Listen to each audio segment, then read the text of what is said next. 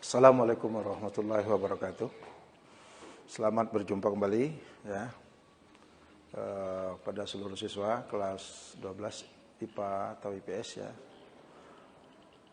Pertama-tama kita selalu memanjatkan puji syukur kehadirat Allah Subhanahu wa taala. Karena kita sekarang dalam kondisi sehat walafiat ya. Baik, kepada seluruh siswa ya. Pada pertemuan yang ke-9 ini kita akan membahas kelanjutan dari materi kita pada minggu yang lalu, yaitu tentang fi'il ya. Kalau minggu yang lalu kita membahas tentang fi'il madi, di mana fi'il itu artinya kata kerja, madi bentuk lampau. Jadi kata kerja bentuk lampau. Sekarang kita akan membahas tentang fi'il mudhari', kata kerja bentuk sekarang atau akan datang ya.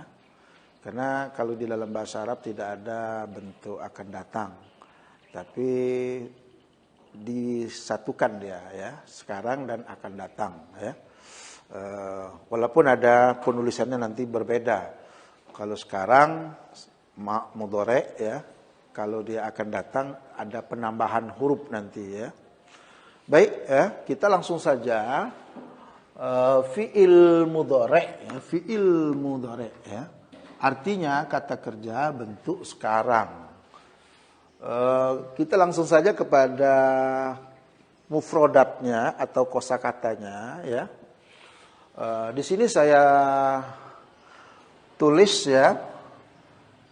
Saya ambil dulu dari fi'il madi, karena fi'il mudhari' itu berasal dari fi'il madi ya. Fi'il mudhari' berasal dari fi'il madi ya, dan dia mengalami perubahan dari bentuk madi ke mudhari' ya. Pada minggu yang lalu fi'il madinya zahaba, roja'a, dakhala, kharaja, kataba, qara'a, jalasa, daraba. Itu terdiri dari 3 huruf ya. Dan di kelompok yang pertama ini semua syakalnya atau barisnya itu berfathah semua ya. Zahaba, roja'a itu fathah semua. Jadi tidak ada yang kasroh atau dhamma ya.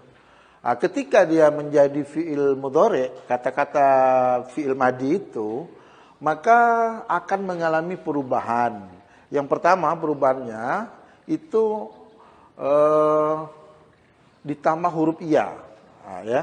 Ini khususnya dari madi ke mudhari'. Jadi dia ditambahkan huruf iya dulu ya. Jadi semua fi'il madi menjadi fi'il mudhari' ditambah huruf iya pertamanya ya. Kemudian huruf yang pertamanya tadi, za-nya tadi disukunkan ya. Kemudian huruf keduanya tetap ini dan huruf ketiganya berbaris dhamma. Jadi yang mengalami perubahan itu yang tidak berubah itu huruf pertamanya ya dan huruf ketiganya berbaris dhamma ya. Nah, yang perlu kalian perhatikan adalah huruf keduanya, yaitu huruf kedua, yaitu kalau di dalam bahasa fiilnya ya, yaitu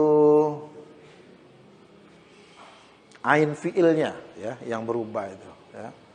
Zahaba menjadi yazhabu, roja'a menjadi yarji'u, dakhala menjadi yadkhulu, kharaja menjadi yakhruju, kataba menjadi yaktubu, qara'a menjadi yaqra'u, jalasa menjadi yajlisu, daraba menjadi yadribu. Kemudian berikutnya, ini fi'il madinya ada yang berbaris kasra ya. Syariba menjadi yashrabu, laiba menjadi yal'abu, raqiba menjadi yarkabu, hafiza menjadi yahfazu, akhaza menjadi ya'khuzu, akala menjadi ya'kulu, syaraha menjadi yashrahu, darasa menjadi yadrusu ya. Artinya sama ya, antara fi'il madi dengan fi'il mudhari' ini sama, tetapi yang membedakannya adalah waktunya ya. Kalau fi'il madi telah, kalau mudhari' sekarang ya. Kalau kita terjemahkan zahaba telah pergi, kalau yazhabu sekarang pergi gitu ya. Sedang pergi, telah pergi, sedang pergi.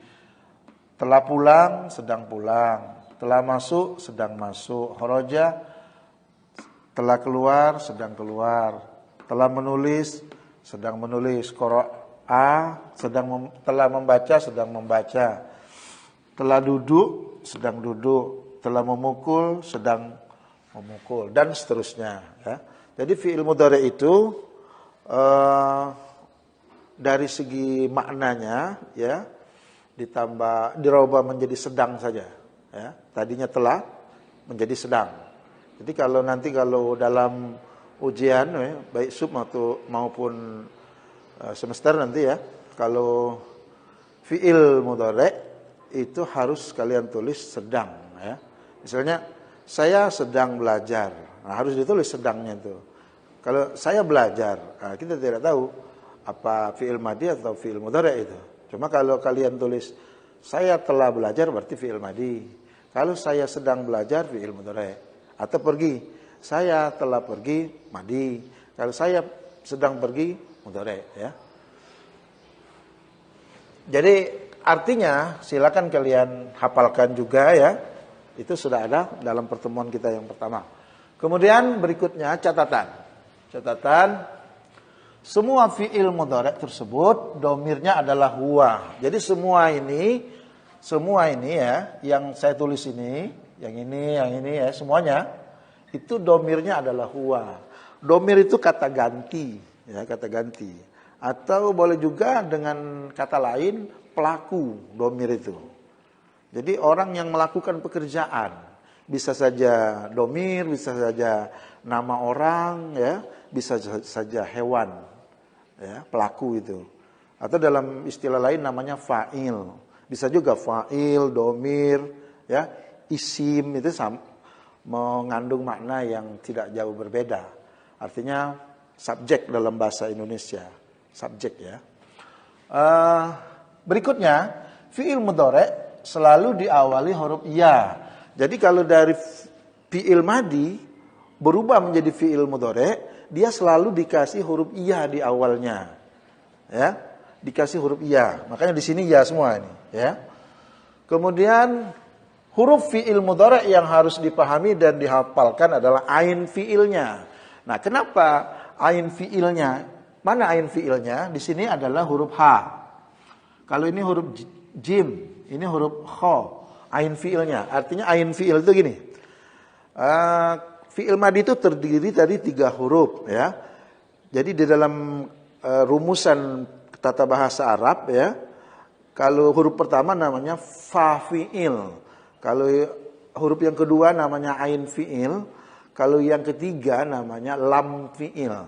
Nah, sekarang fi'il mudhari itu yang harus betul-betul kamu pahami dan dihafalkan adalah huruf ain fi'ilnya, yaitu huruf kedua, huruf di tengah-tengahnya. Ya, kalau di sini yang ini, ya. Yazhabu jadi hanya yang diperhatikan. Kalau kita perhatikan, ya, tidak sama. Kalau fi'il madinya sama, zahaba, roja'a, dahola, semuanya sama, berfathah semua, barisnya fathah semua. Tetapi ketika dia menjadi fi'il mudhari, maka dia berubah, ain fi'ilnya berubah. Ya. Ada yang yazhabu fathah, yang ini yarji'u. Padahal tadinya ja, ini ha. Mesti kalau ini rumusnya sama ya sama, ya. Tetapi tidak sama dia. Jadi kalau zahaba menjadi yazhabu, roja'a menjadi yarji'u.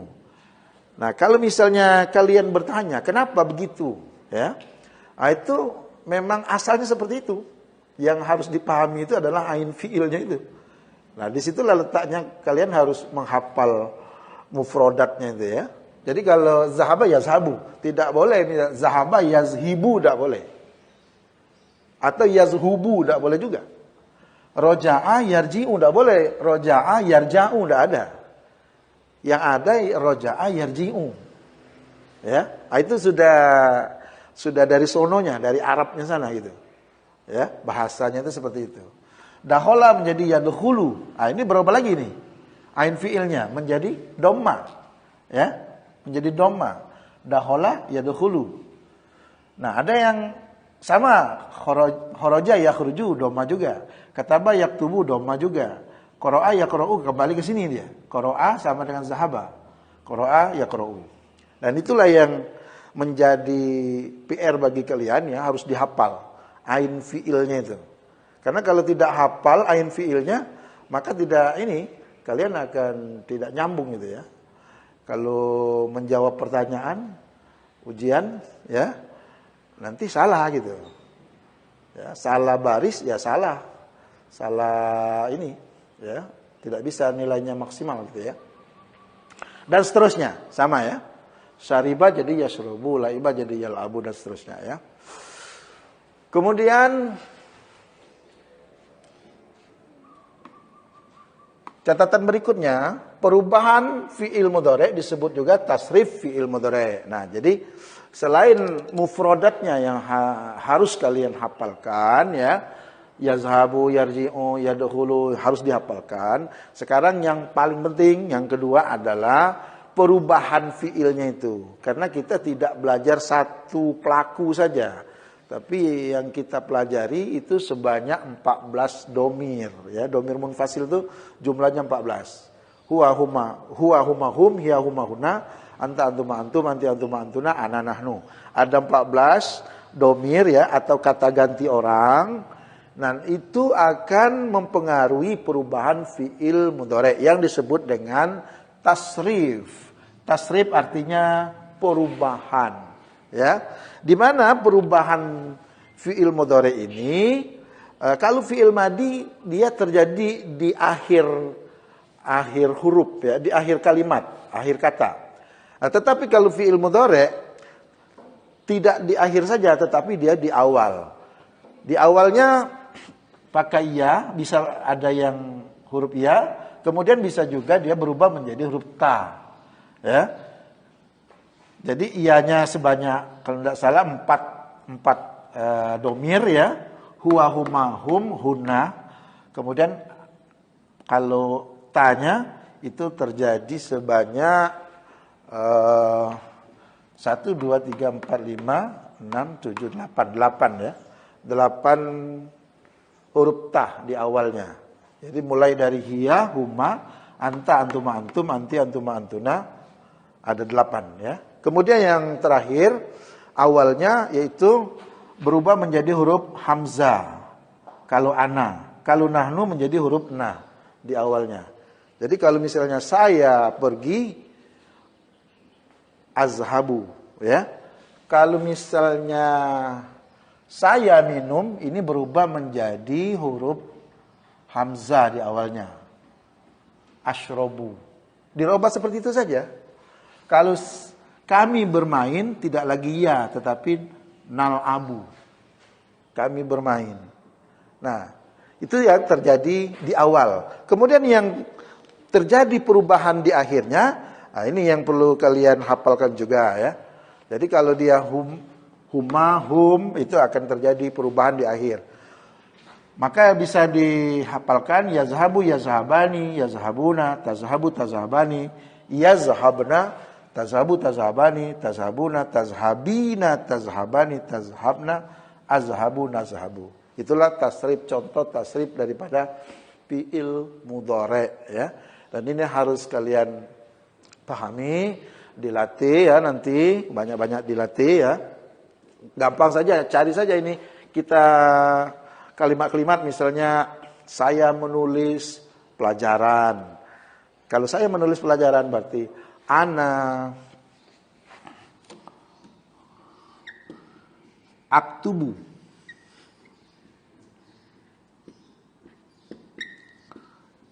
darsa. Ana aktubu darsa. Saya menulis pelajaran. Tidak lagi kita menggunakan yaktubu. Ya, karena yaktubu itu adalah untuk yaktubu itu adalah untuk domir huwa. Sedangkan untuk domir ana, saya berubah menjadi a. Ya. Ana aktubu ad-darsa. Kami bermain. Nahnu nal'abu. Bermain laiba menjadi nal'abu. Kami bermain bola. Nahnu nal'abu al-kurata.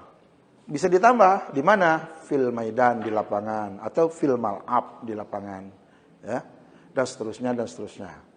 Nah, silakan ya kalian hafalkan pelajaran bahasa Arab ini ya, terutama mufradatnya. Kalau kalian tidak hafal mufradatnya, maka kalian akan mengalami kendala ya dalam hal belajar bahasa Arab. Ya. Yang membuat kalian cerdas itu banyak-banyak menghafal.